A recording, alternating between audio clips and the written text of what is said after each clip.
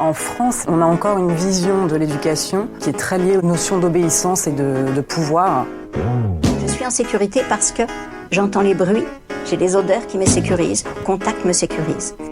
Tu viens jouer avec moi ? Ça remet en cause évidemment l'éducation qu'on a reçue. Voilà, alors on fait pas ces sacrifices pour toi. Donc en fait, il faut poser un autre regard sur l'enfant, si je comprends bien. Ouais, d'accord. Mais dans la pratique, moi, je suis complètement perdue. Quelles sont les préoccupations d'un enfant ? Pikachu reste à la maison avec Doudou. Mais t'as jamais le temps. Eh oh, je suis là, j'existe. La culture de la punition, c'est le terreau de la maltraitance. Nous aussi, on a des droits. Ici, sur Horizontal, nous sommes persuadés que nous devons changer notre regard sur les enfants et leur redonner la place qu'ils méritent dans la société. Oui, mais comment faire quand on a si peu de modèles de posture à hauteur d'enfants autour de nous et que nos réflexes et nos référentiels ne sont pas toujours alignés avec nos intentions de parents ou de professionnels au contact d'enfants ? La théorie, nous l'avons, ce sont des outils pratiques, concrets que nous venons chercher ici. Bienvenue à bord du podcast Horizontal.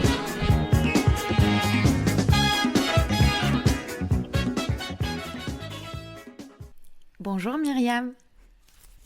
Bonjour Charlène, merci de me recevoir. Merci à toi de prendre du temps pour discuter avec moi sur la plateforme Horizontale. Je suis ravie qu'on ait l'occasion d'échanger parce que ça fait un moment que je suis tes travaux. Et donc voilà, c'est une joie pour moi de discuter avec toi et de te présenter à ma communauté. Voilà, c'est intéressant pour eux s'ils peuvent découvrir tes travaux. Merci à toi, moi je suis contente qu'on me donne la parole. En plus, ça va être un épisode un peu différent de ce que je peux faire d'habitude en podcast, puisque généralement, on questionne beaucoup mon côté pro. Là, on va avoir un peu de perso, donc c'est chouette, c'est un bel exercice et je suis heureuse de le faire avec toi. Donc, écoute, j'ai hâte de voir ce que tu nous as préparé et puis de dérouler cette interview podcast sur Horizontal. Chouette, c'est toi qui vas commencer. Je vais te demander de te présenter de la façon dont tu le souhaites et puis de nous confier, si tu le veux bien, l'environnement dans lequel tu as grandi. Ok. Alors, moi, je m'appelle Myriam Félix, ça, c'est mon nom de famille. Myriam, mon prénom, j'ai 29 ans. Je suis maman d'une petite fille de 4 ans maintenant, donc je suis une seule enfant, ce qui est déjà bien assez. J'ai pas mal d'animaux, donc tu vois, un enfant et plein d'animaux, c'est largement suffisant. Je suis séparée du papa de ma fille. J'habite en Côte d'Armor, donc bord de mer, et donc on a la chance d'avoir en Côte d'Armor un environnement nature et ville assez chouette, ce qui fait qu'on arrive à être en 5 minutes au marché en vélo et puis en 5 minutes en voiture à la mer, et même on peut aussi y aller en vélo. Donc voilà, je suis dans cet environnement-là. Et puis sur le côté pro, je suis consultante en santé sexuelle infantile et prévention des violences chez l'enfant de moins de 12 ans. Donc c'est un métier que j'ai en quelque sorte créé. Alors ça fait un peu mégalo de dire ça, dans le sens où j'ai créé un métier, mais en fait, ça n'existait pas en France, cette spécialité-là. Alors, je ne suis pas psychologue, je tiens quand même à faire un point là-dessus, c'est-à-dire que je n'accompagne pas les enfants victimes de violences, de traumas, ou tout simplement dans leur quotidien, comme un accompagnement que pourrait proposer un professionnel de la santé mentale. Moi, j'oriente en fait les professionnels et les familles autour de sujets type développement sexuel, de l'enfant de moins de 12 ans, prévention des violences, éducation à la sexualité, voilà. Donc, c'est tout ce que je fais. J'ai créé en 2022 maintenant Waouh Mimi, qui est un service donc d'accompagnement, de programmes en ligne, de ressources aussi gratuites sur les réseaux sociaux et sur Internet, notamment au travers des podcasts, parce qu'en fait, ça nourrit aussi l'information et ça permet de la diffuser, donc c'est très chouette. Et puis, j'ai créé en 2023 avec Audrey, ma collaboratrice, l'IFACI, qui est donc l'Institut français de l'accompagnement pour la santé sexuelle infantile. De la même façon, ça ressemble un petit peu à Wow Mimi, mais on fait de la formation pour les professionnels et les non-professionnels pour former des gens à faire le même métier que moi. Voilà pour la présentation perso et pro. Et dans quel environnement familial j'ai grandi ? Alors, Bon, ça va être très long parce que si je reprends tout, je vais essayer de te synthétiser ça, chose que j'ai beaucoup de mal à faire, mais on va tenter. Alors moi, je suis une enfant métisse, donc je nais avec une maman tunisienne qui a grandi en France et un papa français qui a grandi à Lyon. Voilà, donc je suis conçue, j'imagine, courant 94, et je nais donc en octobre 95, si mes calculs sont... Ah non, même pas. Je suis conçue du coup au début d'année de 95 et je nais en octobre. Donc 9 mois, voilà. Je nais à Dinan, dans une petite ville des Côtes d'Armor, une petite ville médiévale pour celles et ceux qui connaissent. Et puis mes parents se séparent quand j'ai 3 ans. Parce que mon papa fait beaucoup de voile, il est très absent. Voilà, c'est quelqu'un qui est beaucoup sur la mer. Ma maman est beaucoup toute seule à s'occuper de moi. Et donc, à l'époque, il n'y avait pas les portables, il n'y avait pas tout ça. Donc, c'est compliqué. Elle se sent beaucoup délaissée. Donc, elle dit, quitte à être toute seule, je préfère l'être vraiment. Et donc, on déménage, on arrive à Saint-Brieuc. En fait, au départ avec mon papa et ma maman quand je suis petite, puis ils se séparent. Et puis mon père rencontre une femme qui est extraordinaire, avec qui ils ont 2 enfants, qui a déjà un fils que je considère aussi évidemment comme mon frère. Donc ils ont 2 fils ensemble. Et puis ma maman refonde une famille avec mon beau-père, qui est un homme aussi très important dans ma vie. Et ils ont notre petit frère, donc Mathéo. Donc voilà. Donc en soi. Si je donne des prénoms, on a Quentin, Tom, Guillaume et puis Mathéo. Voilà, donc c'est mes frangins. Je n'ai que des frangins, je suis la plus grande. Et niveau scolaire, ça se passe plutôt très bien jusqu'en 5e où j'ai des fréquentations un peu... voilà, j'aime bien traîner avec la tête, tu vois, du collège. Voilà, donc je suis un peu... Et puis je suis victime de harcèlement en fait au primaire au départ. Je pense j'ai plein d'anecdotes, mais tu sais, pour des histoires de billes, des choses comme ça. Ouais. Bon, ouais. Voilà, donc je grandis là-dedans. Mes parents sont pas dans une éducation.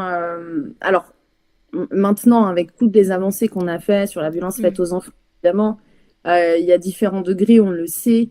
C'est-à-dire que je ne suis pas battue, je ne suis pas insultée, je ne suis pas maltraitée, je ne souffre pas de sous-nutrition, de choses comme ça, je reçois de l'amour, etc. Mais ils sont dans une éducation dite classique, hein, c'est-à-dire que isolement, je prends une fessée dans ma vie d'enfant, j'entends. Voilà, donc et puis en fait une relation avec ma mère où au départ on la considère peut-être comme très fusionnelle et en fait il y a beaucoup de contrôle autour de tout ça. Donc en fait c'est-à-dire que je suis sa fille et c'est voilà, on est très proches, mais il y a une forme de contrôle, ce qui s'insinue en fait, et donc il y a des choses. D'un côté, j'ai une grande liberté, c'est-à-dire que voilà, je peux faire plein de trucs avec mes copines, mes copains de l'époque, à l'adolescence et tout. Mais vraiment, je vis une adolescence assez explosive. C'est très chouette cette petite introspection là. Ce qui est intéressant, c'est de se dire, t'en as un souvenir heureux de cette enfance ou t'as un souvenir un peu mitigé ou négatif, se dire, j'étais plutôt confortable en tant qu'enfant ou plutôt, y a plein de choses que je comprenais pas qui m'ont gênée. En fait, je voudrais, comment te dire, je crois que j'ai pas eu une enfance malheureuse parce que j'ai manqué de rien, si ce n'est que de respect de mon consentement et puis voilà, mais j'ai, moi, est-ce qu'on le compare ou est-ce qu'on le compare pas? Tu vois ce que je veux te dire? Oui. Si on le compare par rapport à d'autres types d'enfance, je crois que j'ai plutôt une enfance heureuse, tu vois. Oui, je comprends ce que tu veux dire. Mais il y a une autre question qui peut t'aider. Est-ce que toi, quand tu es rentrée dans ta parentalité, c'est-à-dire que quand tu as accueilli ta fille et que tu es devenue parent, il y a des choses que tu n'as pas souhaité reproduire? Oui, évidemment. En fait, quand je deviens mère, il y a une grosse fracture. Alors déjà, à l'adolescence, il y a une grosse fracture avec ma mère, qui est vraiment une figure pour moi. C'est quelqu'un où, voilà, avant, je bois toutes ses paroles et tout ça. Et arrivé dans la maternité, ça vient s'entrechoquer parce qu'en fait, moi, l'éducation que je donne à ma fille, qui est donc une éducation très respectueuse de ses besoins, peut-être pas assez des miens, mais du coup, tu vois, ça vient vraiment voilà, faire boum. Et donc, il y a beaucoup d'incompréhension, évidemment, évidemment. Et donc, bon, après, d'autres choses perso à côté.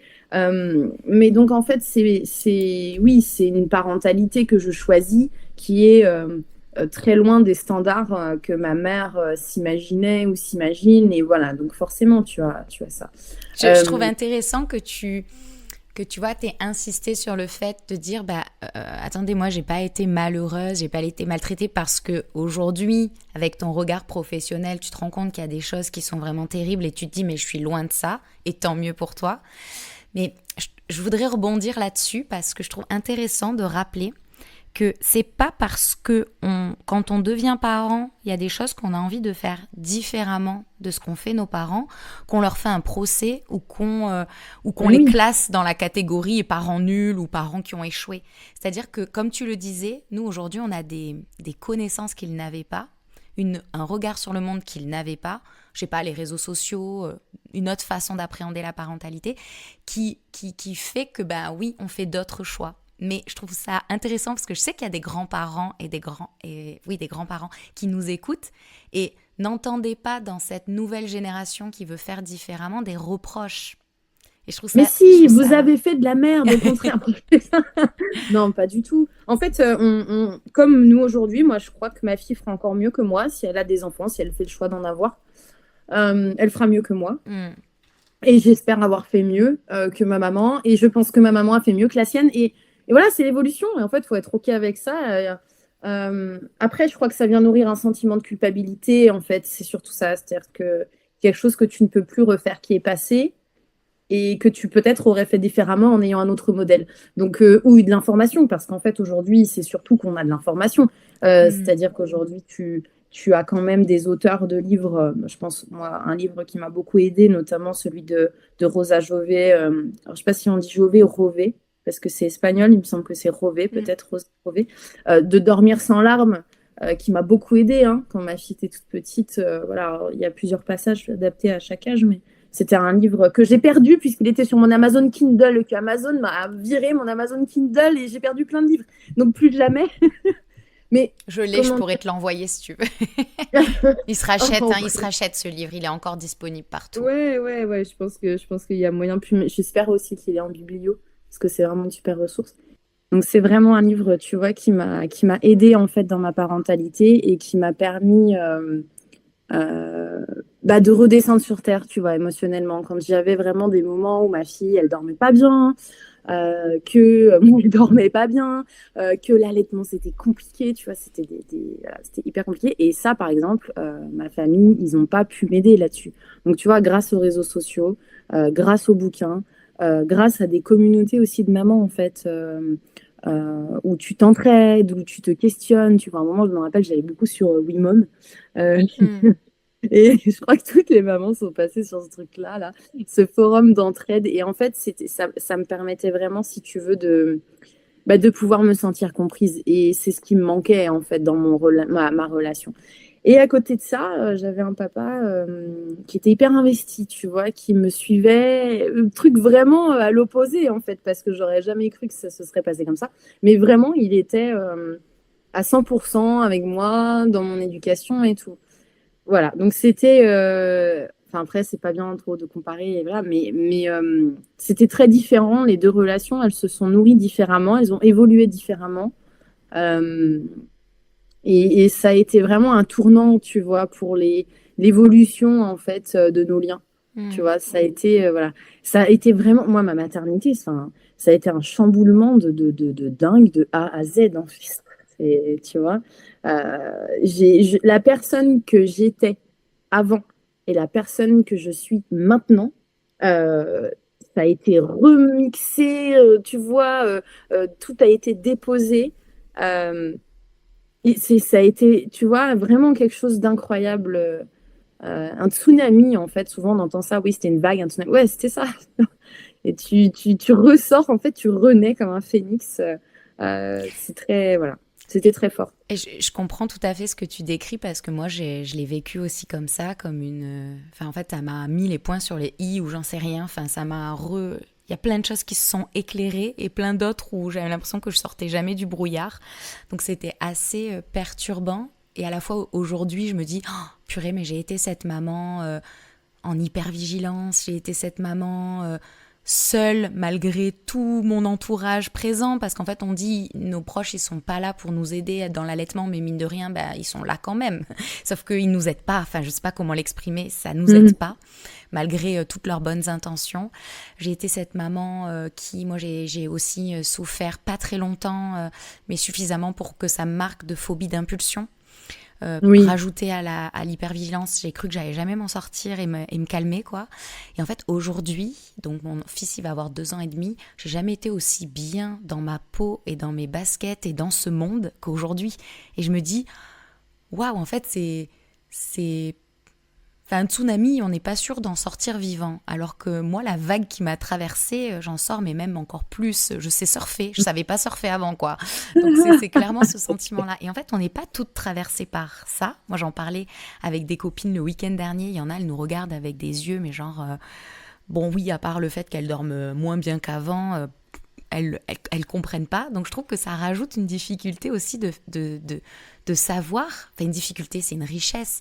Mais on n'est pas toutes égales, en fait, dans notre entrée dans la maternité. Et certainement que les hommes ne sont pas tous égaux dans leur entrée dans la paternité. Mais comme tu dis, je pense qu'il ne faut pas se comparer.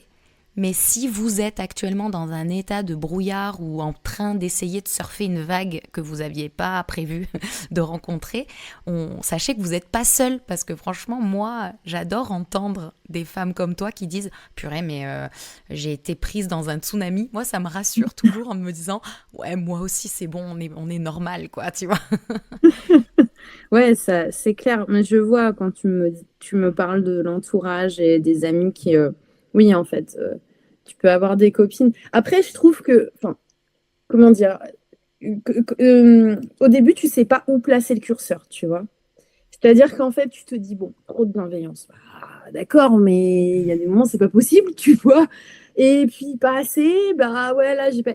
Et en fait, enfin, moi, je me souviens qu'à un moment, dans ma parentalité, j'étais dans un mode un peu où... je vais essayer de te trouver le terme adapté. J'étais dans un mode où tous les jours, en fait, je n'étais plus moi-même. C'est-à-dire que si tu veux, j'étais dans ce rôle parental-là, ce qui fait qu'à un moment, tu vois, apnée, parce que moi, il faut savoir une chose, c'est que comme toi, j'ai allaité. Alors, ma fille est en fin d'allaitement, très toute fin d'allaitement, hein, peut-être une fois par jour, puis c'est 3 secondes, et puis voilà. Donc, c'est 4 ans d'allaitement, c'est beaucoup de présence, des nuits, enfin voilà. Et puis, on fait l'instruction en famille aussi. Donc, je l'ai toute la journée avec moi, sauf que j'ai aussi une nounou à domicile que je prends quelques heures, une matinée par-ci par-là, enfin dans la semaine. Et en fait, je me suis oubliée d'être... En fait, j'ai oublié d'être moi, ce qui fait que j'étais toujours contenue dans ce rôle de mère.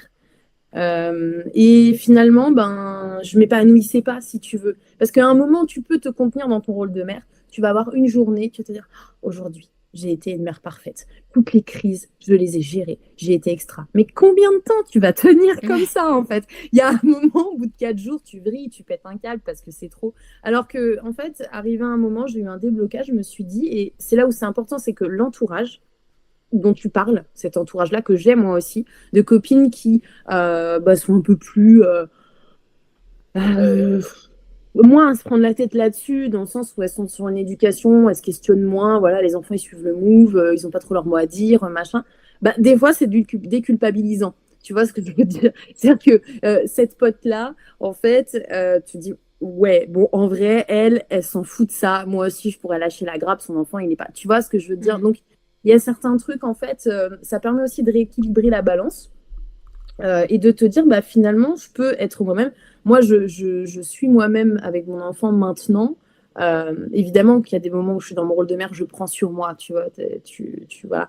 Mais des fois, je lui dis, écoute, non, là ça me saoule, en fait. Tu vois, quand elle veut jouer pendant 2 heures au même truc, que ça fait déjà 1 heure que je lui dis, écoute, là, j'en ai marre, en fait. Je suis à bout. Viens, on fait autre chose. J'ai besoin de sortir. On va boire un jus de fruits. On va, je sais pas, on va à la Gambie, on va acheter des... Tu vois, je viens, on fait autre chose. On va au parc. Là, je peux plus, tu vois.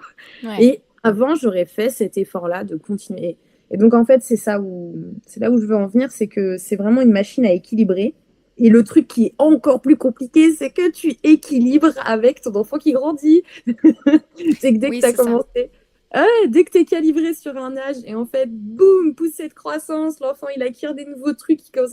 Et puis, t'es méchante et je veux changer de maman. Et là, tu te dis, mais c'est pas vrai, j'avais réussi à trouver un équilibre. Donc, tu as toujours, mais en fait, ça bouge sans cesse. C'est vraiment une plateforme qui bouge sans cesse, la maternité. Il y a pas de... Ouais, et peut-être que la clé, c'est de l'accepter. C'est comme tu dis, il y a des jours où on gère et des jours où c'est un peu plus difficile. Bon, ben voilà. Et d'avoir conscience que ça bougera encore et que tu vois, aujourd'hui, on est toujours en train de faire progresser notre relation à nos parents.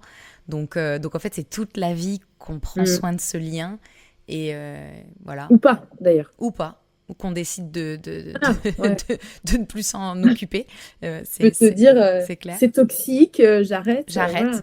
Voilà. Mais voilà, on a une vie aussi pour ce... En fait, c'est ça, c'est un outil de calibration permanent. Et on développe des capacités d'adaptation incroyables. C'est clair. Donc, j'allais te demander quelle maman tu as choisi d'être. Je comprends que tu as choisi d'être une maman respectueuse. Tu l'as exprimé toi-même. Comment ça se traduit, Myriam, au quotidien, cette éducation que tu as choisi d'offrir à ta fille? Sur une journée type, tu entends? Est-ce que face à une difficulté, tu as des petits outils? Comment est-ce que tu gères une colère? Comment est-ce que tu pourrais nous illustrer ta façon de faire différemment? Alors, déjà, j'ai envie de te dire que j'ai pas de protocole et que j'ai pas de conseils, en fait, à donner. Déjà, même niveau pro, que ce soit pro ou perso, je donne pas de conseils parce qu'en fait, je crois qu'on fait de notre mieux. À part le conseil de s'informer, tu vois, sur le développement de l'enfant et savoir si le comportement est normal, pas normal, s'il faut s'inquiéter, Enfin, tu vois, et puis de faire un travail sur soi aussi pour aller mieux nous-mêmes, pour réparer notre enfant intérieur, pour être là pour notre personne aussi, tu vois, pour la femme qu'on est, ou le père qu'on est, si tu as des auditeurs. Et en fait, moi, une colère, pour te donner un exemple, déjà, je vais pas la gérer de la même façon selon, son intensité. Alors, moi, je suis sans langue de bois, hein, c'est-à-dire que j'ai pas peur de dire les choses. Il y a des fois, je gère que dalle, hein. Je crie. Des fois, je m'échappe, tu vois, parce que je me dis, mais c'est pas vrai, je vais péter un câble. Tu vois, quand c'est la 6e colère de la journée, que vraiment, tu vois, voilà. Et puis, il y a des fois, je les gère très bien. Ça dépend donc ça dépend de ce que je dois faire après cette colère, tu vois. Si, par exemple... j'ai un podcast à tourner, si j'ai un rendez-vous, tu vois, je vais pas gérer de la même façon. Je vais avoir tendance, avec un impératif derrière, je vais avoir tendance à beaucoup plus gérer la colère de façon réfléchie. C'est-à-dire que, tu vois, je vais me poser, je vais dire, ok, là, mon objectif numéro 1, c'est que ça s'apaise, donc il faut surtout pas que je m'énerve. Donc, je me mets dans ce truc, ok, j'ai entendu. Et donc, je rentre dans ce protocole où je dis à mon enfant, qu'est-ce que tu ressens là? Si l'enfant, il est totalement fermé, qu'il veut pas, mon enfant, en l'occurrence, ma fille, veut pas du tout me nommer, tu vois, ce qu'elle ressent, qu'elle est vraiment en total vrillage, voilà. Moi, il faut savoir que j'ai une enfant qui, des fois, quand vraiment elle pète les plombs, que tu vois, vraiment, elle l'extériorise à fond, elle veut être toute seule. Elle claque à la porte, elle dit « laisse-moi tranquille !» Et puis, elle se met sous la couette. Et là, vraiment, à un moment, je forçais. Je disais, je veux rester à côté de toi parce que je suis là en soutien. Et en fait, vraiment, tu vois, ça faisait monter le truc. Du coup, je me suis dit, ok, reste dans ta bulle, tu vois, c'est ok. Et je lui disais, je suis là. Si tu as besoin, je suis à côté. Et moi, je continuais à faire mes trucs. Ce qui me permettait aussi de m'apaiser, tu vois, de la situation. Enfin, ce qui me permet toujours de m'apaiser la situation. Donc, je te disais, ça dépend de l'intensité de la colère. Ça dépend du nombre de fois où il y en a eu aussi, tu vois, dans la journée. Ça dépend de mon niveau d'énergie, de ma jauge d'énergie, de mon niveau de fatigue, de mon niveau d'anxiété, de stress, parce que t'es pas que parent dans la vie, tu vois, t'es aussi chef d'entreprise, t'es aussi sœur, comme j'expliquais au début du podcast. Et j'ai 4 frères, donc il y en a des histoires avec 4 frères. T'es aussi ex-compagne, donc tu gères le coparent. Enfin, donc Et puis tu te gères quoi aussi avec tous les petits trucs, hein, les tracas, tu peux avoir tes règles, tu peux avoir une mycose, tu peux avoir un bourgeon dans l'œil, donc tu gères ton état de santé. Donc en fait, il y a plein de paramètres à prendre en compte, fait que tu vas pas gérer de la même façon. Et voilà, donc quand je sens que je suis... et il y a des fois où je brille, hein, des fois où je dis, écoute, là, j'en ai marre, en fait, tu vois, ou que j'ai des mots pas cool, comme par exemple, je peux lui dire, il y a quelques jours, je lui ai dit, écoute, vraiment, arrête de chouiner, tu vois. Et en fait, elle m'a regardée, en train de dire que... Et je lui dis, après, je m'excuse de ça, tu vois. Je lui dis, j'écoute, je suis désolée, voilà, tu as le droit de libérer tes émotions, et c'est OK, quoi. Mais des fois, tu en as vraiment ras-le-bol, en fait. Et donc, c'est plus fort que toi. Et puis, tu as ce travail-là à faire. Bon, donc, je crois qu'elle a que 4 ans. Des crises, elle en fera encore. Des colères, elle en fera encore. Maintenant, je pense que c'est essentiel aussi de pouvoir leur montrer. À un moment, j'étais dans le mode, je ne montre pas quand moi, je suis en colère. C'est-à-dire que, tu vois, si j'avais un facteur extérieur à elle, qui me mettait en colère, je sais pas, ça peut être un coup de fil, ça peut être un papier, ça peut être quelqu'un, tu vois, qui te met en rogne. En fait, je lui exprime maintenant. Je lui dis, mais là, tu vois, je suis hyper énervée, en fait. Je suis hyper en colère par rapport à ce truc-là, où je suis hyper stressée. Et en fait, le fait que je nomme aussi, moi, tu vois, l'exemplarité de nommer mon émotion, de dire que là, je suis pas disposée à pouvoir aussi accueillir, en fait, elle, si elle est en crise, à ce moment-là même, je peux pas accueillir. Et donc, moi, ma fille, on a réussi à trouver ce mode où, après, j'ai qu'un enfant, que j'élève quasiment seule, certes, mais j'ai qu'une enfant. Je pense que c'est très différent quand tu as des fratries ou voilà, chaque chose aussi à sa place. Moi, je vais pas dire à une famille, une maman, un papa de 3 enfants en bas âge, que tu vois, c'est kiff-kiff. C'est-à-dire que entre gérer 1 et gérer 3, il y a quand même un level. Un level qui est dépassé. Mais en fait, voilà, elle voit aussi que parfois c'est dur pour moi. Et du coup, que moi, je m'autorise aussi à être dans cet état-là. Tu vois. Alors évidemment, c'est pas tous les jours parce que ça veut dire que sinon, je suis dans un état de dépression. Et donc, dans ce cas, j'ai besoin d'être accompagnée, tu vois, vraiment de façon beaucoup plus rapprochée. Mais en tout cas, je m'autorise à être comme ça. Et ça, tu vois, c'est un conseil de ma mère. Faut pas montrer quand tu es en colère, faut pas montrer quand tu es triste. Non, en fait. Tu vois, moi, ma fille, elle voit quand je suis triste, elle voit quand je pleure, elle voit quand je suis en colère. Bon, des fois, elle est couchée, donc elle voit pas, tu vois. Mais je vais pas aller la réveiller pour dire, regarde, je suis mal. Non, mais s'il y a un truc qui m'énerve, tu vois, dans un magasin, par exemple, oui, ça arrive que je me mette en colère. Alors, de façon modérée, je casse pas tout ce qui est autour de moi. Mais tu vois, que je m'énerve et elle le voit et elle le dit. Et des fois, elle me dit des trucs, elle me dit, maman, là, t'as rien dit à la dame, mais t'avais envie de dire quoi? Et je lui dis, comment ça, j'avais envie de dire quoi? T'étais énervée, là, tout à l'heure. Oui, mais je lui dis, tu sais, des fois, je laisse tomber, en fait. Et donc, je pense que l'enfant, il se greffe aussi, en fait, sur nos comportements, nous, en société. Bien sûr.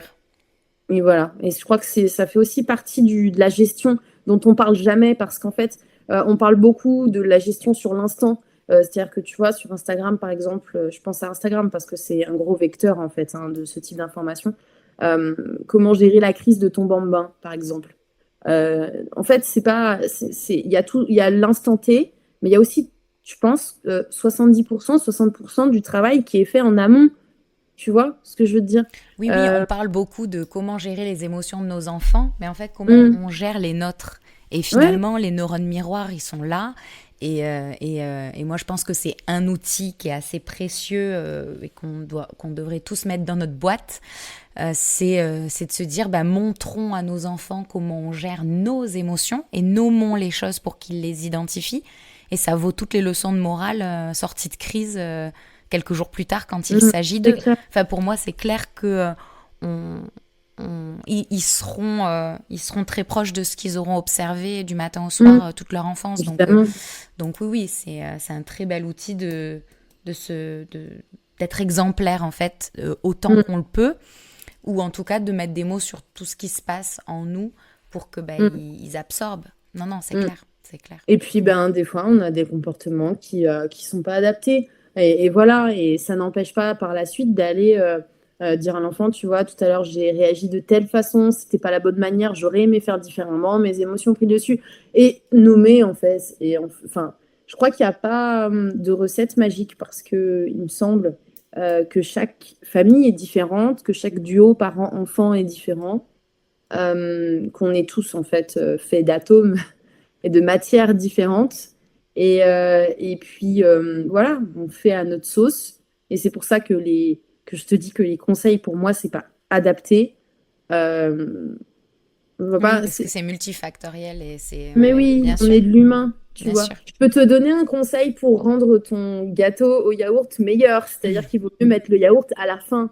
Parce qu'on est dans un processus de création d'un truc, tu vois. Je peux te donner un conseil pour, je ne sais pas, avoir moins chaud l'été, tu vois. Mais je ne peux pas te donner de conseils sur de la relation humaine parce que chaque famille est vraiment différente. Et chaque individu, chaque lien, tout est très différent. Donc, tu peux pas... Après, derrière ce que tu dis, moi, j'entends une certaine philosophie, c'est-à-dire être cohérent. C'est-à-dire que si on attend de nos enfants de réguler leurs émotions au maximum, d'aller, au lieu de casser tout dans la maison, chercher un coussin et crier dedans, faisons-le, en fait. Au lieu d'hurler ou de se rouler par terre, peut-être de respirer, respirons. En fait, c'est juste une recherche de cohérence et d'incarner ce qu'on leur inculque, en fait, au maximum. C'est ça. Et quand on n'y arrive pas, c'est aussi une opportunité de revenir avec eux sur qu'est-ce qu'on aurait pu mieux faire et d'en discuter à tête reposée. Donc en fait, on se dit, ouais, désolé, je suis pas toujours la mère parfaite, mais c'est l'opportunité pour nos enfants de voir comment on gère aussi les sorties de route, les erreurs. Donc c'est une chance pour eux d'avoir des parents imparfaits qui se recalibrent et qui passent par des moments un peu de débordement, parce qu'ils ont des parents, pas des robots, et que c'est aussi intéressant pour eux de nous observer déborder. Bien sûr qu'il ne faut pas que ce soit que ça, mais c'est des chances en fait, tout ça. C'est des chances. Ouais, c'est clair. Je voulais te demander, Myriam, maintenant si tu es d'accord pour partir un peu plus, de mettre ta casquette pro sur la tête, parce que je trouve ça intéressant aussi que tu nous aides à être dans la bienveillance aussi d'un point de vue éducation sexuelle. Tu vois, est-ce qu'il y a des choses à surtout pas faire, des choses à faire absolument, alors sans retomber dans les méthodes, mais moi ce qui m'intéressait c'est de savoir dans ton travail quelles sont les difficultés que les parents que tu accompagnes ils rencontrent dans l'éducation à la sexualité. Voilà, on a envie de faire bien, on a envie de mettre des mots, de faire différemment. C'est quoi le plus difficile aujourd'hui pour les familles que tu accompagnes sur ce sujet-là, qui reste finalement tabou dans notre société et mal compris aussi, je crois? Sur l'éducation à la sexualité ou sur tous les types de sujets que je reçois? Est-ce que tu veux vraiment juste sur l'éducation à la sexualité? Les difficultés des familles. Ok. Alors moi, ce qu'il faut savoir, c'est que je remarque depuis 2 ans et demi que je fais ça, qu'en fait, j'ai surtout une clientèle de parents qui viennent quand il se passe quelque chose de grave. Ça, il faut le savoir. C'est-à-dire que du coup, c'est des familles qui me contactent parce qu'il y a eu une agression sexuelle à l'école, entre enfants, j'entends, qu'il y a un cas d'inceste, que on a un enfant qui présente des comportements sexuels problématiques. Voilà, c'est beaucoup les cas. Maintenant, j'ai quelques familles qui sont quand même dans la prévention, mais en réalité, c'est très occidental de fonctionner comme ça. C'est-à-dire moi, la première, je suis pas, je m'extériorise pas au processus de consultation quand il y a un problème. C'est-à-dire que par exemple, on va chez le médecin parce qu'on est malade. Et le reste du temps, on ne fait pas forcément attention à notre alimentation. Tu vois, des fois, on ne prend pas tellement soin de notre corps. Puis un jour, on a un cancer. Tu vois, donc en fait, on est beaucoup là-dedans. On ne fait pas tellement attention à la prévention des violences, sauf quand après, il nous arrive quelque chose avec notre enfant et qu'il nous révèle une agression à l'école. Et là, en fait, c'est branle-bas de combat. Qu'est-ce que j'ai raté? Qu'est-ce que j'ai pas fait? Qu'est-ce que machin? Et en effet, ça vient aussi du fait que c'est un tabou sociétal. On en parle très, très peu. Enfin, très, très peu. En réalité, bon, maintenant, moi, j'ai un biais parce que je suis sur la thématique. Donc, ce biais-là est à effacer. Mais de plus en plus, oui, je crois que ça avance, que le sujet avance. À mon sens, pas assez vite. Et après, les quelques familles qui viennent me voir pour parfaire une éducation à la sexualité, c'est déjà des gens. C'est-à-dire que c'est vraiment une clientèle très hétérogène, tu vois. Je peux avoir des gens qui vraiment viennent me voir et qui n'ont pas du tout cette perception de l'enfant dit comme respectueuse, tu vois, cet accompagnement de l'enfant, on est à l'écoute des besoins. Et puis j'ai cette clientèle de gens qui sont extrêmement bienveillants. Alors, je n'aime pas ce terme bienveillant et positif, parce qu'en fait, je crois que en tant que parent, on fait toujours de notre mieux. Enfin, même quand tu fais mal, tu penses que c'est pour son bien. Voilà. Donc, enfin, mal, encore une fois, tu vois, les mots sont hyper biaisés. Hein. Si, on peut dire qu'il y a certaines violences que des parents adoptent dans l'intention de faire du bien, mais ça reste de la violence. Aujourd'hui, on a défini ce que c'est les violences éducatives ordinaires. Donc, je comprends.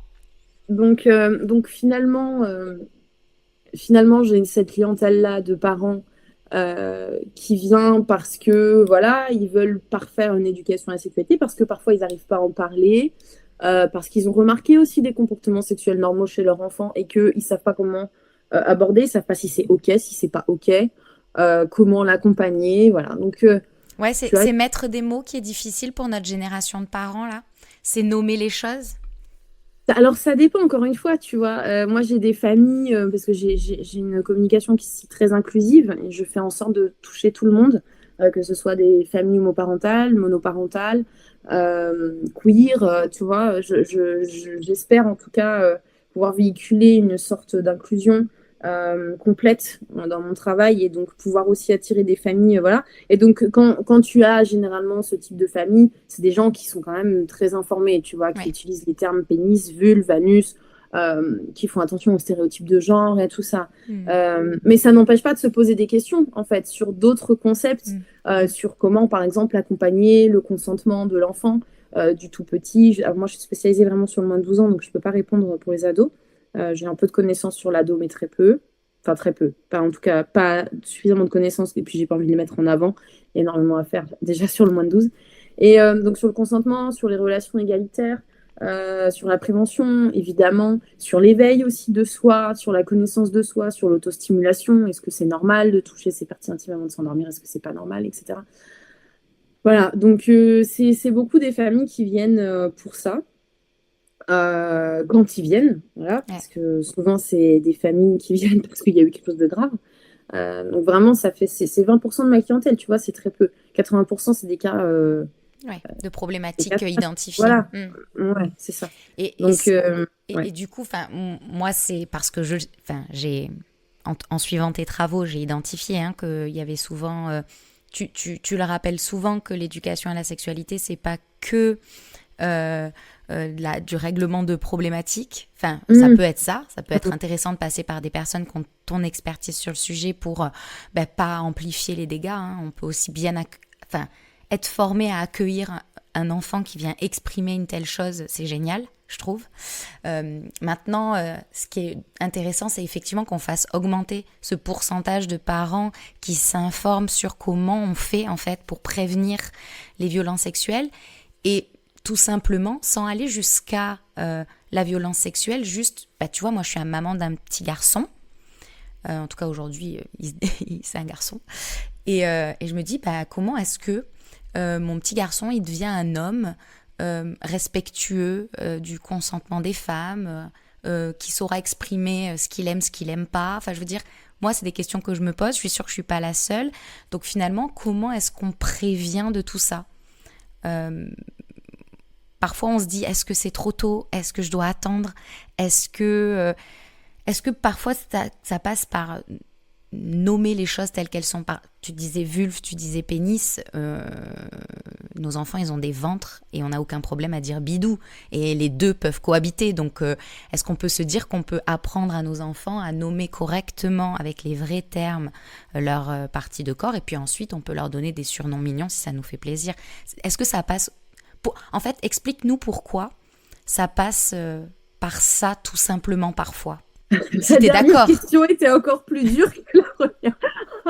Excuse-moi. Non, je t'en prie. T'aurais dû t'arrêter avant la... Je fais des questions de 3 km, les gens ont l'habitude maintenant. Non, j'ai compris. En fait, je crois que ton questionnement, il est, pour synthétiser, pour m'assurer que j'ai bien compris, tu aimerais savoir comment on démarre les bases avec un jeune enfant pour avoir un enfant qui grandit bien dans sa peau, qui connaît les termes. En fait, c'est ça, j'imagine. Bien sûr que tu peux pas nous faire une formation là en quelques minutes, mais moi j'ai 2 objectifs aujourd'hui. C'est que les personnes qui nous écoutent, si elles ne se sont jamais posé la question sur ce sujet-là, ce serait intéressant juste de se dire bah ouais, en fait, j'y avais pas pensé. Donc comment est-ce qu'on peut sensibiliser et montrer qu'il y a un sujet et qu'on peut pas passer à côté, que ce serait dommage. Et après, bah ouais, si tu as 2-3 trucs de base, et puis après, forcément, tu vas pas nous former en un quart d'heure, là. En fait, c'est important pour plusieurs points, l'éducation à la sexualité. Déjà, pour se connaître, en fait, pour l'éveil de soi. C'est-à-dire que les parties intimes du jeune enfant, elles sont souvent enfermées dans des couches. Et donc, il les découvre que quand il est nu à la maison, ou qu'il est au bain, ou qu'il est au change, et voilà. Donc déjà, ça, c'est un premier point. Donc, c'est important de se connaître, en fait, de connaître son corps. On a combien de femmes adultes qui ne savent pas comment fonctionne leur clitoris et comment il est fait à l'intérieur, tu vois, parce que, en fait, c'est un organe qu'on a très peu nommé, c'est un organe, le clitoris. Donc, voilà, en fait, on passe déjà par la connaissance de soi et par l'éveil de soi. Et puis ensuite, une fois qu'on connaît, on peut poser des bases saines, tu vois. C'est-à-dire dire, personne n'a le droit de toucher à cet endroit-là de ton corps et tu n'as pas le droit de toucher le corps de l'autre à cet endroit-là. Et puis, en fait, on arrive vraiment à créer une société parce que les enfants, bon, on le sait, hein, c'est les futurs grands. C'est eux qui construisent la société de demain. Et donc, grâce à l'éducation à la sexualité, on permet de combattre aussi la violence, le sexisme, les discriminations, l'homophobie. Tu vois, en fait, on arrive à faire avec l'éducation à la sexualité ce qu'on ne peut pas faire sans ça. C'est-à-dire que si tu ne parles jamais, si tu dis à ton enfant... Je te prends 2 exemples d'éducation. Un petit garçon de 2 ans et demi qui grandit chez Charlène, il sait qu'il peut jouer à la dinette, aux poupées, aux voitures, il joue avec ce qu'il veut, tu vois. Un enfant qui grandit, je sais pas, chez Pierre-Paul Jacques, une personne, hein, comme par hasard, c'est que des hommes. On va lui dire, non, tu peux pas jouer à la dinette, mais il est tout en train de jouer avec des poupées, il va être gay, tu vois, voilà. Donc, déjà, la petite enfance, c'est la fenêtre où il faut commencer l'éducation à la sexualité parce que, d'une, c'est plus facile pour le parent de pouvoir en parler, pour l'adulte, tu vois. Plus facile d'utiliser les vrais termes avec un enfant qui ne parle pas encore que d'aller dire à un enfant de 8 ans bon, alors, je vais t'annoncer 2 nouveaux termes, je ne suis pas très à l'aise avec. Vulve, pénis, en fait, c'était parti intime. C'est gênant. Alors que si tu commences tout petit, la gêne, en fait, tout de suite, elle est disparue, tu vois. Au départ, c'est un peu compliqué et tout, puis après, tu t'y fais. Donc, plus tu commences tôt, plus c'est facile pour le parent, plus c'est aussi facile pour l'enfant, puisqu'en fait, il grandit là-dedans. Donc, ça permet quand même de construire, en fait, une société qui est beaucoup plus sécure pour l'enfant, qui est beaucoup plus égalitaire et qui, si tu veux, va faire des adultes qui sont bien dans leur basket, en fait. Tu vois, qui n'ont pas de problème avec le consentement. Ça va aussi éviter des problèmes avec la justice, tu vois.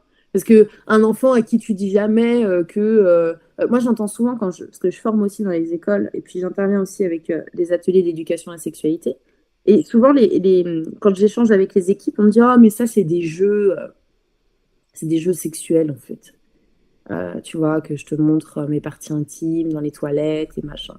Non, mais c'est des jeux, ça ne nous inquiète pas. » En fait, il y a absolument rien de scientifique là-dessus, sur le fait que ce soit des jeux et que c'est normal pour l'enfant de découvrir son corps, d'avoir envie de comprendre le corps de l'autre. C'est pas parce que c'est un comportement sexuel qui est sain qu'il ne doit pas être accompagné. Parce qu'un enfant à qui tu ne dis jamais que ce comportement-là n'est pas OK, au collège, il continue, au lycée, il continue, et à l'âge adulte, il se retrouve en prison parce qu'il a agressé sexuellement une gamine, tu vois. À 18 ans, à 19 ans. Tu vois ce que je veux dire? Oui, donc une phrase, ça peut être c'est normal que tu aies envie de toucher ton pénis là pendant que tu es dans ta chambre, mais sache que c'est quelque chose qu'on fait dans son intimité. Exactement. Voilà, juste mettre un cadre et valider le fait que c'est normal, mais expliquer qu'il y a des règles en fait dans notre société pour qu'on puisse les uns les autres avoir sa propre bulle, son intimité, et donc se sentir respecté. Parce que les enfants, si tu veux, ils grandissent au rythme de leurs besoins, tu vois.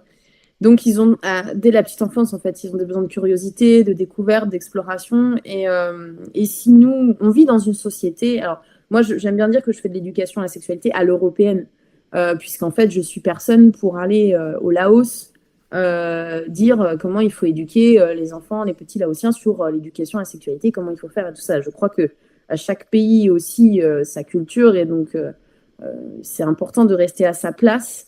Et donc, je fais de l'éducation à la sexualité en Europe. On a des codes sociétaux ici qui fonctionnent d'une certaine façon. Alors, quand je dis éducation à la sexualité, je ne parle pas de tout ce qui est mutilation sexuelle et tout ça. Attention, tout ce qui est... on pourrait y revenir, mais d'ailleurs, je fais un petit point. Sur tout ce qui est circoncision, excision. Voilà, ça reste de la mutilation et donc une violence. Et c'est un traumatisme pour le corps de l'enfant. Et finalement, on est vraiment sur une éducation à la sexualité en Europe avec des codes sociétaux européens, des codes relationnels aussi. Et donc, en fait, c'est à nous d'apporter ça. Tu vois, l'argent, par exemple, la gestion de l'argent, c'est aussi un gros tabou. Tu vois, comme la mort, en fait. Et ça, c'est un peu le package sexualité, argent, mort. Vraiment, tu vois, on n'arrive pas à en parler, on n'ose pas, on ne sait pas comment s'y prendre, quels mots utiliser, etc. L'argent, c'est un apport extérieur, tu vois. C'est-à-dire que on gère pas de la même façon notre argent en Europe que en Asie, par exemple, tu vois. Donc, c'est un apport qu'on donne à notre enfant, c'est une éducation autour d'un fonctionnement humain qui est soit relié en fait à un autre humain, soit à quelque chose d'extérieur qui a été amené, tu vois. Donc, l'éducation à la sexualité, elle permet de poser un cadre dès tout petit. Et c'est ça que en fait les gens ne comprennent pas, parce que, enfin, les gens qui sont contre ou les gens qui n'ont jamais entendu parler de ça, parce qu'en fait la sexualité de l'enfant, si tu veux, elle est en développement. C'est-à-dire que tu m'as lancé sur un sujet très vaste. Elle est en développement et dès la 7e semaine de grossesse, finalement, on a un sexe biologique, attention, qui se forme. Donc soit qui reste en interne et donc se développe un sexe féminin avec le clitoris, le vagin, l'utérus et puis la vulve, voilà. Soit extérieur, donc avec un scrotum, avec un pénis, voilà, des testicules, enfin voilà, la totale. Et finalement, sous l'effet des hormones, parce qu'en fait la conception de ces sexes-là se fait sous l'effet d'hormones et de chromosomes aussi, XY, XX, eh ben, on va définir biologiquement un genre à la naissance. Voilà, quand un bébé naît et qu'il a un pénis, on dit que c'est un garçon. Quand une fille naît et a une vulve, on dit que c'est une fille. Tu vois, médicalement, scientifiquement, c'est comme ça. Après, on peut parler du genre qui est encore autre chose. Mais biologiquement, on est, sauf sur les enfants qui naissent intersexes, donc ni avec une vulve ni avec un pénis, mais sur une partie intime qui est entre les deux, on est quand même biologiquement sur deux types. Et puis en fait, l'enfant, si tu veux, il y a l'extérieur de son corps, mais il y a aussi de l'intérieur. Et donc, il y a son cerveau, tu vois, qui fonctionne. De la même façon que quand un enfant naît avec une vulve ou un pénis, il n'est pas fini d'être formé, tu vois. On sait que, par exemple, pour la main, les phalanges se soudent, je crois, aux alentours de 6-7 ans. Et donc, en fait, il est compliqué pour eux d'écrire avant. On sait que de manière... grâce, si tu veux, aussi aux neurosciences, on sait que dans le cerveau, il y a des connexions qui se font à partir d'un certain âge. Eh bien, le développement sexuel, il est aussi cognitif. Tu vois, les neurones, le fonctionnement du cerveau va mettre en place des choses. Et tout ça, hormonalement aussi, ça bouge énormément. Un enfant naît avec des hormones, donc testostérone, oestrogène, progestérone, voilà, donc c'est équilibré, évidemment, selon le sexe. Mais bon, là, je rentre un petit peu plus dans le détail, mais la biologie est importante. Et ce que je veux dire par là, c'est que, si tu veux, l'éducation à la sexualité, elle vient accompagner le développement psychosexuel et affectif de l'enfant. Tu vois, quand on parle d'éducation à la sexualité, on ne parle pas de rapport sexuel. On n'est pas en train d'éduquer au rapport sexuel. On fait d'un petit être qui naît sans codes sociaux, sans tout ça, on lui apporte ça pour se protéger lui, pour s'informer lui, pour grandir et puis pour aussi faire attention aux autres et partir sur des bases relationnelles saines. Et donc, c'est ça, en fait. C'est ça, l'éducation à la sexualité chez le moins de 12 ans. On n'est pas en train d'éduquer au rapport sexuel. L'adulte a une sexualité mature, a priori. Après, tout dépend de l'individu, mais a priori, on est sur une sexualité mature. Chez l'enfant, c'est pas du tout le cas. C'est vraiment un développement. Et donc, c'est quelque chose de très, très variable qui va évidemment évoluer d'un enfant à un autre. Ils vont pas avoir les mêmes apports. Il y a aussi l'environnement familial qui joue beaucoup. Tu vois, si c'est un enfant qui grandit dans de la violence intrafamiliale, il va pas avoir du tout le même apport. Et donc, l'éducation à la sexualité, il y a ce qu'on apporte de façon consciente et il y a ce qu'on apporte de façon inconsciente dans nos rôles parentaux, dans notre modèle familial, tu vois, l'autre jour, je discutais avec une maman qui me dit, mais moi, je ne veux plus d'hommes, en fait. Je veux plus, j'ai peur des hommes, j'ai plus envie de créer une relation et mon fils me voit grandir avec ce truc-là. Et ma fille aussi, parce que du coup, elle a 2 enfants. Elle me dit, mais tu penses que je vais leur faire peur, en fait, avec ça?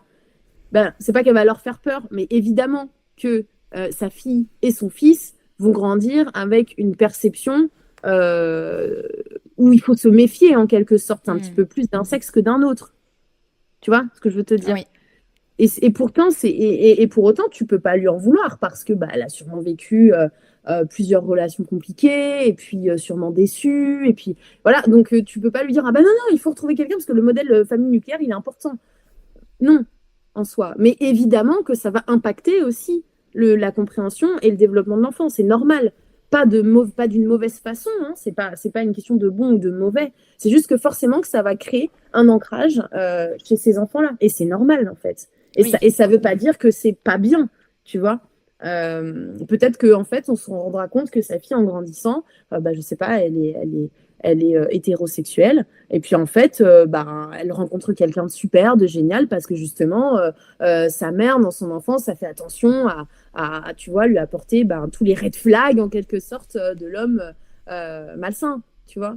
Enfin, donc, en fait, on ne sait pas. Mais c'est intéressant à observer. C'est intéressant à observer. Yes, en fait, je me rends compte, et tu as raison, on pourrait en discuter des heures, c'est que la façon dont on se comporte avec nos propres corps informe nos enfants, la façon dont on fait couple informe nos enfants, la façon dont on se comporte nous avec leur corps, parce que finalement on les change quand ils sont tout bébés une dizaine de fois par jour, et puis voilà, régulièrement, tant qu'ils n'ont pas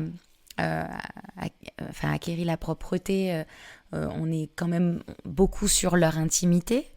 Donc faire attention à comment on se comporte, les mots qu'on met sur nos gestes, ça dit des choses de tout ce monde-là, et juste prendre conscience qu'il faut y faire attention et se renseigner. J'entends que ça vient poursuivre l'éducation qu'on choisit, ça vient mettre le reste en cohérence, ça fait partie de la photo autant que est-ce que je tape mon enfant ou pas, est-ce que je crie sur mon enfant ou pas, est-ce que je choisis de punir ou pas. En fait, ça fait partie de la photo et il faut pas l'oublier.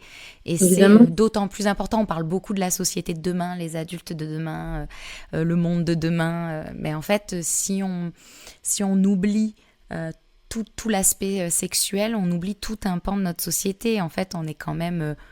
nos relations avec nos patrons ou nos patronnes, nos relations avec nos employeurs. Je veux dire, il y a tellement de choses qui découlent de la sexualité et de notre rapport à nos propres corps, sans parler même, je trouve que c'est intéressant que tu fasses la précision quand on parle d'éducation à la sexualité. On ne parle pas d'éducation au rapport sexuel, et je pense qu'il y a une confusion aujourd'hui qui fausse le débat et qui du coup nous fait passer à côté de choses qui sont vraiment essentielles. Et voilà, juste se renseigner, s'informer, te suivre. En fait, je trouve que déjà tu partages beaucoup de contenu gratuit, et merci de faire ça et d'accepter de prendre la parole, parce que moi en tout cas, ça c'est pas un sujet sur lequel j'avais conscience qu'il fallait réfléchir et ça m'a permis de me dire bah ouais en fait juste si je nommais les parties du corps avec leur vrai nom, si je demandais l'autorisation avant de toucher, avant d'intervenir, enfin juste déjà de prendre conscience de tout ce qu'on fait sans leur demander. Bah après derrière comment est-ce qu'on attend d'eux qu'ils demandent l'autorisation? C'est juste la cohérence. Donc voilà, si aujourd'hui on peut vous donner envie de vous renseigner, de lire, de vous questionner sur votre posture et de vous demander si ça vous convient, si ça vous semble cohérent avec le reste de tout ce que vous mettez en place, bah, ce sera déjà bien. C'est clair. Je voulais rebondir sur ce que tu dis. En fait, c'est vrai que parfois j'ai des messages du style mais pourquoi on ne parle pas du coup d'éveil à l'intimité? Bah, c'est parce qu'en fait, c'est alimenter le tabou. Tu vois ce que je veux te dire? C'est-à-dire que la sexualité, dans sexualité, alité, on le retrouve dans plein de mots, et sexu, c'est le sexe, en fait. Et on est sexué. Et le sexe, c'est pas que le rapport sexuel, c'est aussi, c'est son sexe, en fait, le rapport à soi, c'est le fait qu'on se sente fille, garçon, ou ni l'un ni l'autre, tu vois. À partir du moment où on est avec des parties intimes, on est sexué, on n'est pas des escargots, tu vois. A priori, non mais voilà, non, mais en fait. Mais moi, je suis aussi pour qu'on appelle un chat. Un chat, il faut arrêter de se cacher derrière enfin, on attribue des termes pour pas dire les choses. Mais disons les choses. Et puis l'intimité fait partie de l'éducation à la sexualité, mais il n'y a pas que ça. Tu vois, il n'y a pas que l'intimité, en fait. Il y a le relationnel, il y a... En fait, le développement sexuel de l'enfant, il est fait de plein de composantes. Il est sensoriel, tu vois, avec le toucher, avec la vue, avec l'odeur, tu vois, avec le goût. Il est cognitif, avec le développement, c'est ce que je disais tout à l'heure sur le cerveau. Il est émotionnel, il touche aux émotions, tu vois. Il est social et culturel, c'est-à-dire l'enfant va boire, en fait, son environnement, tu vois. Il est religieux aussi, tu vois, et croyance. C'est-à-dire que si tu as un enfant qui grandit dans une famille musulmane, chrétienne, juive, ou encore dans une famille, parce que c'est aussi les croyances, ou par exemple, je ne sais pas, une famille de mormons, par exemple, tu vois, ou de gens qui vivent en autarcie totale, et qui ont une croyance d'un dieu, voilà, ils absorbent ça. Tu vois, on peut pas le défaire. Et quand on fait de l'éducation à la sexualité qui est inclusive, on n'est pas en train de transmettre un couloir et on ne déborde pas. Moi, je m'adapte à chaque enfant, je m'adapte à chaque famille. Je reçois des familles qui pratiquent une religion. Je suis pas en train de leur dire non, attendez, machin. On s'adapte. Tu vois, ça fait partie du processus en fait. Il y a cet apport-là qui est important. C'est quelque chose de... Et ça n'empêche pas de se questionner sur des pratiques, hein, tu vois. Et tu vois, alors je passe peut-être un peu du coq à l'âne, mais je trouve que les parents sont un peu laissés à leur propre chef. Tu vois, moi, je me rappelle être arrivée chez moi après le passage à la maternité et je me suis dit, mais merde, j'ai oublié de demander comment est-ce qu'on s'occupait d'un pénis. Mais moi, j'ai pas de pénis. Je sais pas, est-ce qu'il faut toucher? Est-ce qu'il faut pas toucher? Est-ce que je dois décaloter? Est-ce que je dois pas décaloter? À partir de quel âge? Et je me rappelle avoir posé la question à mes copines qui avaient toutes eu des garçons. Et il n'y en a pas une qui m'a répondu la même chose. Enfin, je me rappelle de cette table avec toutes les copines. Bon, les filles, du coup, comment vous avez fait? Parce que moi, on m'a rien expliqué. Et en fait, on t'explique pas. Donc, en fait, je me rends compte que c'est hyper facile de rentrer, de faire n'importe quoi en voulant bien faire, de toucher quand il faut pas toucher, d'abîmer quand il... Enfin, et en fait, il y en a une qui disait, moi, j'ai lu sur Internet qu'il faut pas faire avant tel âge, moi j'ai fait et j'aurais pas dû, moi apparemment il aurait fallu que je fasse et puis comme j'ai pas fait, du coup il est passé sur le billard, on a été obligé de l'opérer parce que... Et en fait et je me suis rendu compte du no man's land du sujet où en fait même pourquoi on peut pas faire une brochure? Vous avez mis au monde un sexe féminin, vous avez mis au monde un sexe masculin, voilà comment on nettoie. Je veux dire, on n'est pas du tout informé. Donc effectivement, toi tu vois les choses s'améliorer et je crois qu'elles avancent, mais pour moi ça avance à petits pas de fourmi. Et il faudrait que dès la maternité on ait une sensibilisation à comment se comporter face à tel et tel sexe. Et en fait, pour le coup, si on se retrouve avec un mari circoncis qui n'a pas eu besoin qu'on lui apprenne à faire quoi que ce soit parce qu'en fait, il n'avait pas, tu vois, la toilette d'un pénis circoncis ou la toilette d'un pénis qui ne l'est pas est complètement différente. Donc en fait, tu te retrouves à dire et en fait, il n'y a pas un médecin qui répond la même chose. Donc en fait, il y a quand même du boulot, hein, Myriam. J'espère que tu es en forme. Non, parce que... non, il y a puis en fait, bon là, à nouveau encore, comme tu peux le voir, on a beaucoup de sujets à traiter. Je pense qu'on pourrait y passer l'après-midi. Ouais. En fait, le décalotage, c'est un vrai sujet de société, tout comme la circoncision est un vrai sujet de société. À titre de comparaison, on ne décalote pas un clitoris. Tu verras jamais une copine qui te dira « Moi, je décalote le clitoris de ma fille. » Tu vas dire « Quoi ?» Ouais. Tu vois, ça ne se fait pas. On le fait pas, en fait. Mais on pourrait le faire.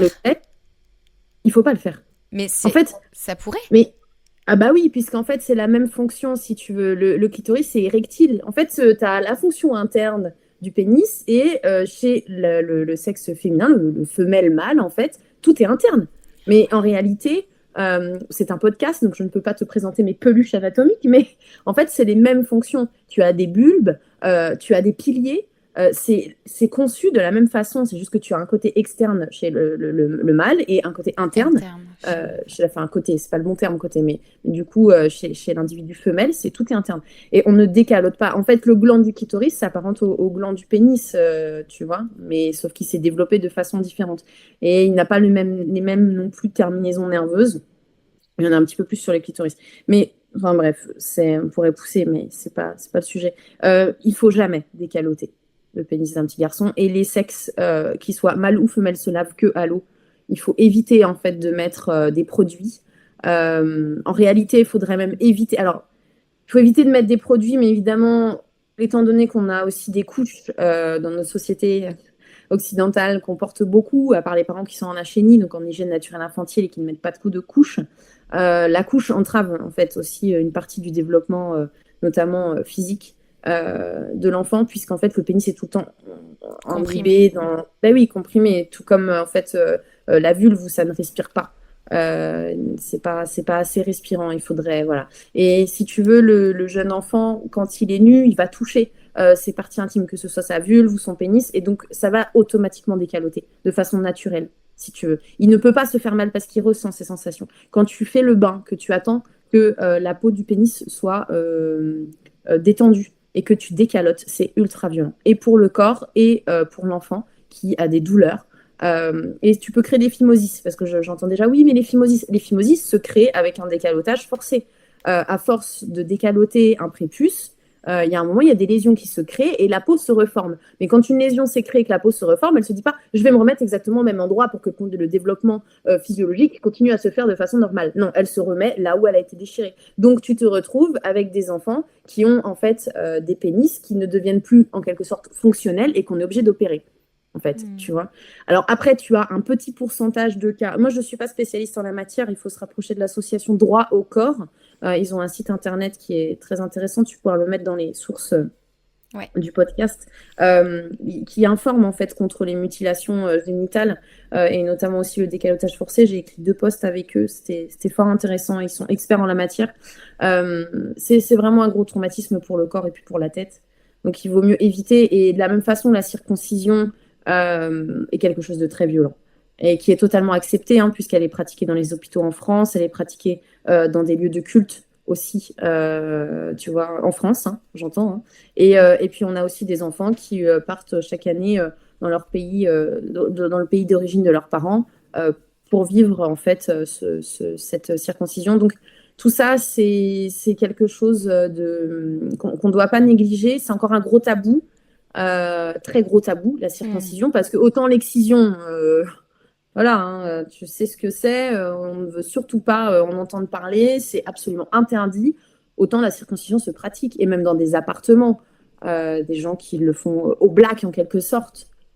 Donc c'est un gros problème, c'est un gros problème de santé de l'enfant, et rien n'est fait contre ça aussi, c'est triste.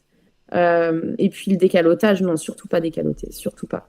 Je pense qu'il faudrait informer les parents, en fait, de qui n'ont pas à toucher, que la nature fera son boulot.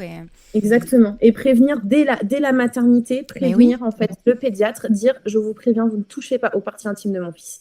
Voilà. Et ensuite, une fois que le suivi de médecin traitant, parce que tu as des médecins, moi j'ai de retour de famille où les médecins le font sans demander en fait. Ils arrivent, ils le font.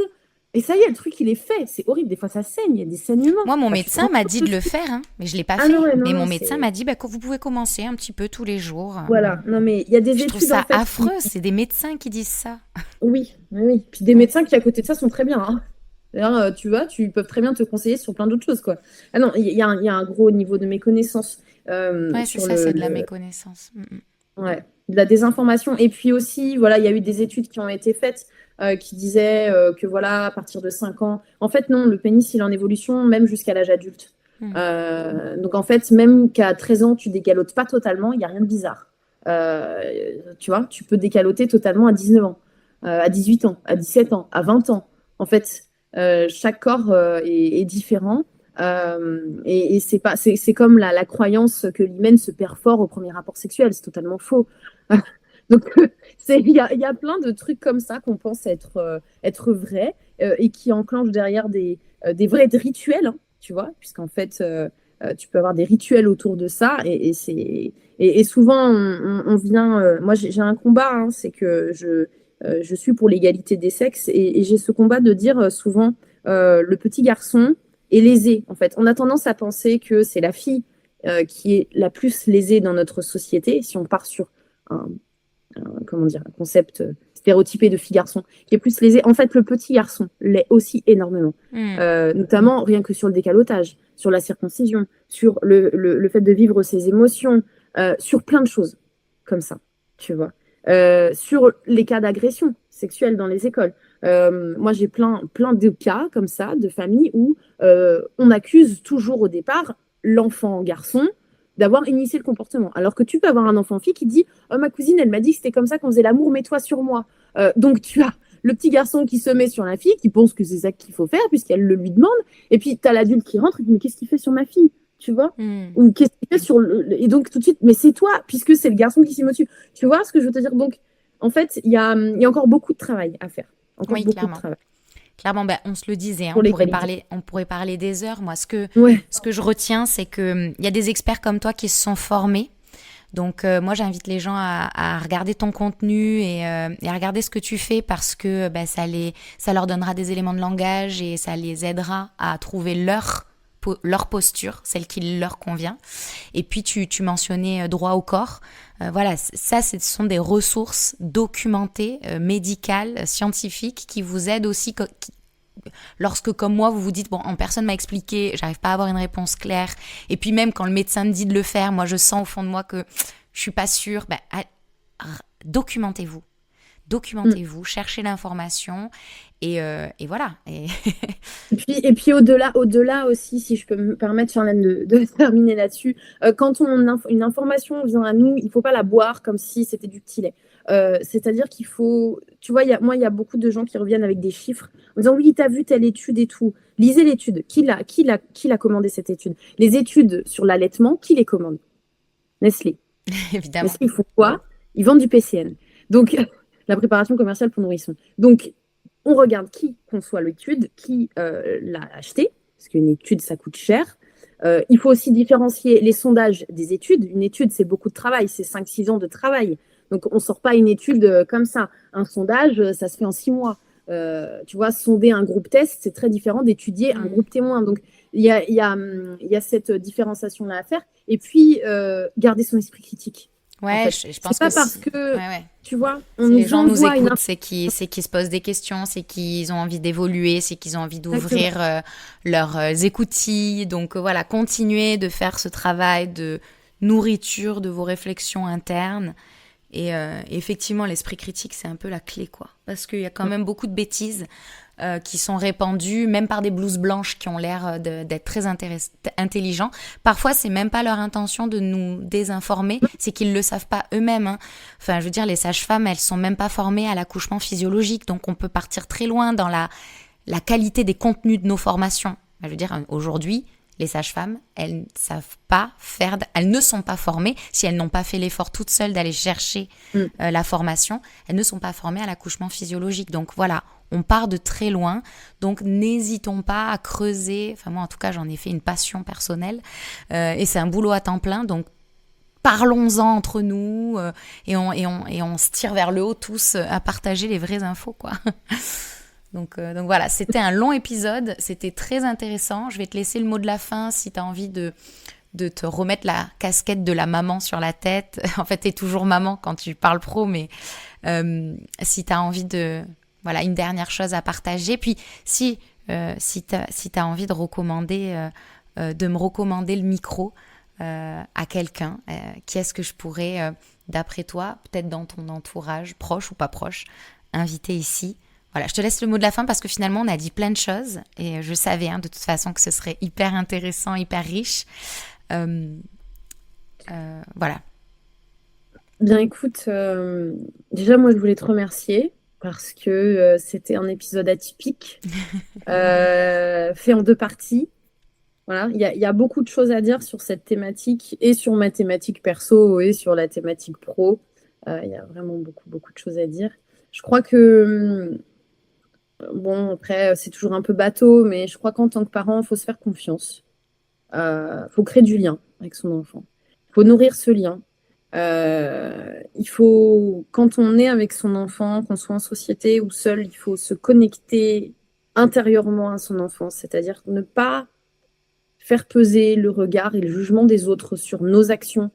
Les enfants, en fait, ils subissent les conséquences de nos choix. Tu vois, surtout quand ils sont petits, parce que quand ils sont ados, c'est différent, mais quand ils sont petits, ils subissent vraiment ces conséquences-là. Les choix qu'on fait vont les impacter de façon, de manière courte ou sur le long terme, mais ça les impacte.